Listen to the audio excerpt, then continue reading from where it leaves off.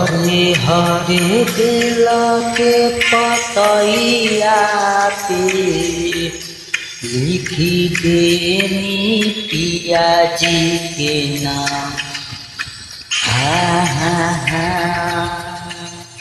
बेला की पतैया पे लिखी देनी पिया जी के नाम। हमारो बलमुआ जिए हजारों हजारों साल। ए बाबा हो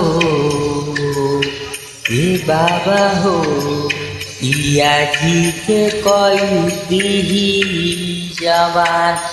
ए बाबा हो पिया जी के कोई दीही जवान। अबही लइका बाटे बाबा हो एही साले रौरा चरनिया में जलवा ढारी पिया जी के कदी जवान। बेला के पतैया पे ए बाबा हो हरे हरे बेला के पतैया पे पिया जी के लिखी देनी नाम। ई बाबा हो पिया जी हजारों हजारों साल।